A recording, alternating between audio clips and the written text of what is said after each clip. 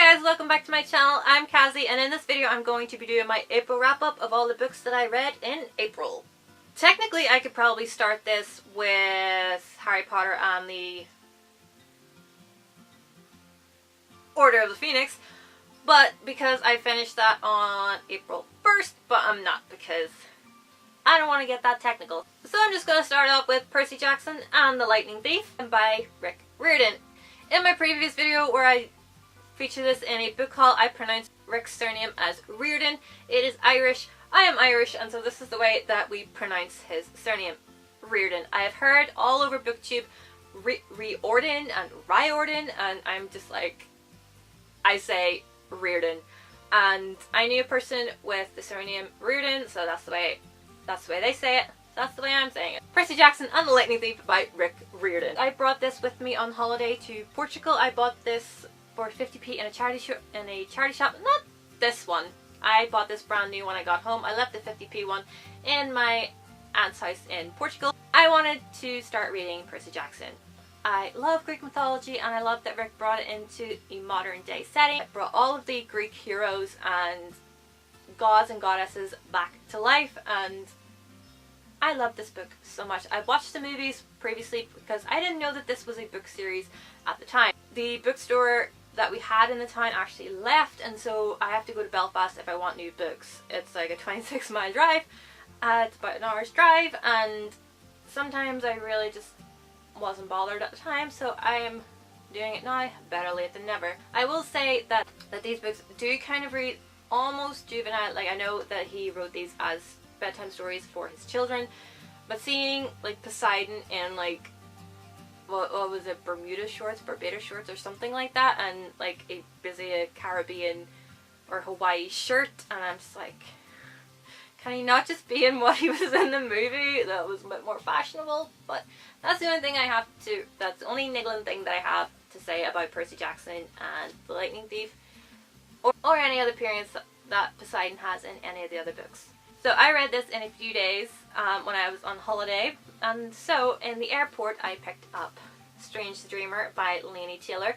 I had briefly heard about this on YouTube from Haley in Bookland. I know she didn't particularly like it at the time. She only got about 100 pages or so through before giving up, and I read the back of this and was instantly enthralled. Read the first 3 sentences, was definitely enthralled. I loved this book so much.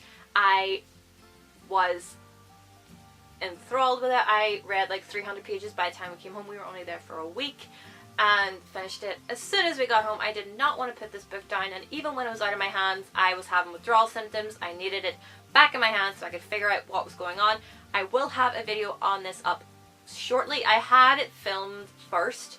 I filmed a video about it a couple weeks ago, and then I got a notebook to write down what I thought about books, and then everything that I wanted to say about this came out, and then of course nothing that I wanted to say was in the video. So I will refilm it eventually. I give this 5 stars on Goodreads. So once I finished Strange the Dreamer, I dived right into the Percy Jackson and the Olympians series. So I then read Sea of Monsters, The Titan's Curse, The Battle of the Labyrinth, and The Last Olympian. I loved all of these books, honestly, all of them. Some are like more favoured than others simply because of what happens and how some of the gods are represented. I'm very picky about my Greek gods. I love my Greek gods. As you know by my channel name, kazzified29. Athena is my favourite, closely followed by Artemis, but I'm not going to go in rank order. But I just love the way that he presented this whole world. I could imagine everything perfectly. I loved all of the characters. Annabeth is my favourite after Athena. But that's purely because she's the daughter of Athena, and I just love how smart she was, and how sassy, and how brave. I love the way that it was just I just love the entire world of it. Going into it, I was almost afraid that it was going to take a very dark turn because the movie pretty much sucked in terms of what the books had, but like as a standalone they're fine. If you don't read the books, they're kind of fine. But at the end of it, when Talia is revived, it almost seems like it's going to be a dark thing, like oh she's going to be the one in the prophecy. So I wanted to find out what happened, so then I got the books, and I really love the characters. I love Artemis, I love Talia, I love Zoe. They're all just amazing. I love the way he writes. I love the way it's in the first person. It gives such very funny moments and some very heartfelt moments as well, and I just loved it.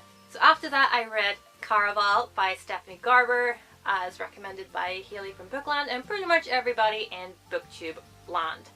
And I am so glad I picked this up. I will be doing a video on it as well because I had so many notes on this as well, and pretty much all of it is just love, love, love, love, love, love, love. I highly recommend this to anybody that loves pretty much Labyrinth. If you love that movie, you'll probably love this.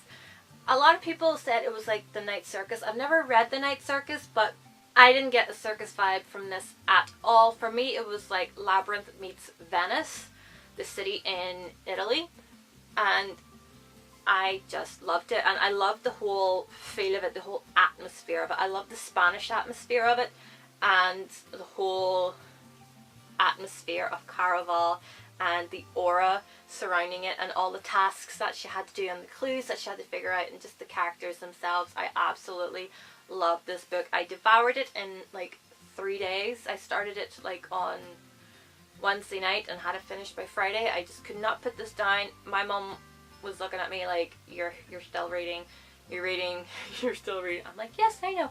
And like the cover is beautiful, and then the inside is even more breathtaking. Like, just look at that. Like, oh my goodness. I think there are about 4 variations of this cover, and I got this one, and oh, it is just breathtaking. And then this, and then this, and then this. And each chapter has like little letters like this, and like there's some graphics in here as well. 4 letters, and then I just love the way each chapter is started with the numbers. I think I was probably trying to say numerology, but I didn't think that was going to fit in a sentence. I didn't think I was going to be able to do that, but I absolutely love this. I was absolutely transported away to Isla de los Sueños and cannot recommend this enough. But I'm hoping to get a paperback so that I won't have to lend this one out. I probably would lend out paperbacks faster than hardbacks, to be perfectly honest, which was probably why I bought a paperback of Born with Teeth by Kate Mulgrew, so I could lend that out and not my good hardback. Then the last book that I read in April was Marvel's Black Widow Forever Read by Margaret Stohl.